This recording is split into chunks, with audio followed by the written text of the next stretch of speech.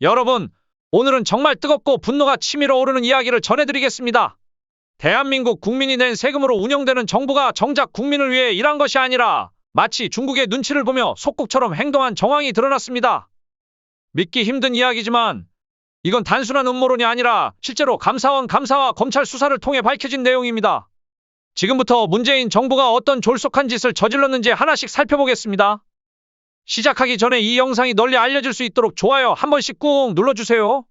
또 설명란에 있는 제품 더보기를 클릭하시면 쿠팡 링크로 연결되는데요. 이 링크를 통해 필요한 상품을 구매하시면 유파치에게 큰 힘이 됩니다.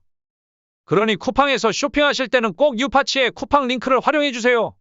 감사합니다. 자, 이제 시작하겠습니다. 사드 배치, 왜 이렇게 오래 걸렸을까요? 문재인 정부가 출범한 2017년 이미 성주 지역에 배치된 사드는 북한의 미사일 위협에 대응하기 위한 한미 간 결정이었습니다. 하지만 문재인 정부는 환경영향평가라는 명목으로 사드 배치를 미루다 결국 7년이 지나서야 완료했습니다. 이쯤 되면 묻고 싶습니다. 이게 단순히 절차를 밟기 위한 과정이었을까요? 사드 배치에 반대하는 시민단체들은 전자파가 건강을 위협한다는 주장을 내세웠습니다.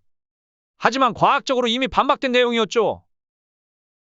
전자파 문제가 없다는 사실을 알면서도 문재인 정부는 시민단체와의 소통이라는 이름 아래 시간을 끌었고 그 결과 대한민국의 안보는 뒷전으로 밀렸습니다.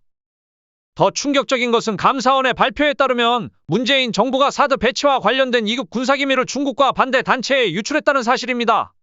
여러분, 2급 기밀이란 국가안보와 직결된 민감한 정보입니다. 이런 기밀이 외국 정보, 그것도 중국에 유출됐다니 정말 믿을 수 있습니까? 감사원에 따르면 문재인 정부의 국가안보실 관계자들이 사드 미사일 교체 작전의 날짜와 세부 내용을 주한 중국 대사관 무관에게 전달했다고 합니다.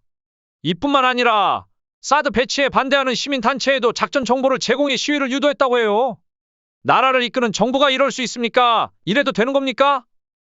그 결과 2020년 성주에서는 사드 배치 트럭이 반대 시위로 막히며 격렬한 충돌이 벌어졌습니다. 여러분, 여기서 중요한 점은 왜 우리 정부가 중국의 눈치를 보며 정보를 제공했느냐는 것입니다. 군사 전략의 핵심은 비밀을 유지하는 것입니다. 그런데 문재인 정부는 대놓고 중국에 기밀을 전달하고 심지어 중국으로부터 왜 이렇게 늦게 알려주느냐는 핀잔까지 받았다고 합니다. 정말 기가 막힐 노릇 아닙니까? 여기서 한 가지 질문이 떠오릅니다. 문재인 대통령은 과연 누구를 위해 일했던 겁니까? 국민은 대통령을 뽑으면서 나라를 지켜달라고 한 것입니다.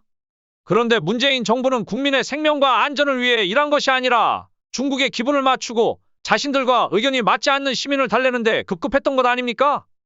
중국의 반응을 고려해 사드 배치를 늦췄다는 감사원의 발표는 이 정부가 중국 눈치를 보며 국가 안보를 희생시켰다는 증거입니다. 우리가 낸 세금으로 운영되는 정부가 정작 우리를 위한 결정을 내리지 않고 외국 정부의 이해관계에 휘둘렸다니 이건 있을 수 없는 일입니다. 문재인은 민주당은 항상 국민을 위하는 척, 서민을 위하는 척, 약자를 위하는 척하며 각종 정책을 내놓지만 그 실상은 전혀 다른 경우가 많습니다.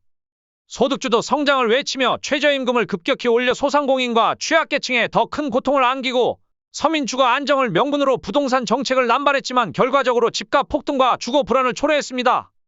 탈원전 정책은 친환경을 내세웠지만 전기요금 인상과 탄소 배출 증가를 가져왔고 정규직 전환은 노동시장 갈등을 부추겼습니다. 복지를 확대한다며 현금성 지원금을 남발했지만 지속 가능성이 없는 선심성 정책에 그쳤고 청년 일자리 창출을 강조했지만 실상은 단기 알바성 일자리가 대부분이었습니다. 부자 증세를 내세웠지만 서민과 중산층의 세금 부담만 증가했죠. 북한과의 평화 협력을 강조했으나 실질적 진전 없이 도발만 이어졌습니다. 공정과 정의를 외쳤으나 내로남불 논란을 낳았고 국민과의 소통을 강조했지만 형식적이고 일방적인 메시지로 일관했습니다. 이런 척만하는 행태는 결국 국민에게 실망을 안기고 정치적 불신을 키우는 결과를 낳고 있습니다. 문재인 정부의 행태가 드러나자 민주당은 정치 보복이라며 감사원과 검찰 수사를 비난했습니다. 법과 절차를 지킨 것뿐인데 이게 왜 문제가 되느냐는 식의 논리로 변명하고 있습니다. 하지만 여러분, 여기서 명확히 해야 할 점이 있습니다. 법과 절차를 지켰다면서 왜 군사기밀을 외국 정부에 넘겼습니까? 왜 반대 단체에 정보를 제공해 시위를 유도했습니까? 문재인 정부는 스스로를 민주주의의 수호자라고 자칭했지만 실제로는 국민의 신뢰를 배신하고 나라의 안보를 위협한 행위를 저질렀습니다. 이 사건은 단순히 문재인 정부의 과거를 파헤치는 데서 끝날 문제가 아닙니다. 대한민국의 안보는 지금도 위협받고 있습니다. 국민은 더 이상 정부가 외국의 눈치를 보고 국가 안보를 희생시키는 졸속 행위를 용납해서는 안 됩니다. 이제는 진실을 마주하고 문재인 정부가 저지른 잘못에 대해 반드시 책임을 묻고 재발 방지 대책을 마련해야 합니다. 또한 이번 사건을 통해 국민은 정부의 역할이 무엇인지 다시 한번 되짚어봐야 합니다. 결론적으로 문재인 정부는 국민이 준 권력을 중국의 눈치를 보며 남용했고 국가 안보를 도외시했습니다. 우리는 더 이상 이런 졸속한 정치를 용납할 수 없습니다. 여러분, 잊지 말아야 할 것은 죽기 살기로 잊지 말아야 합니다. 감사합니다.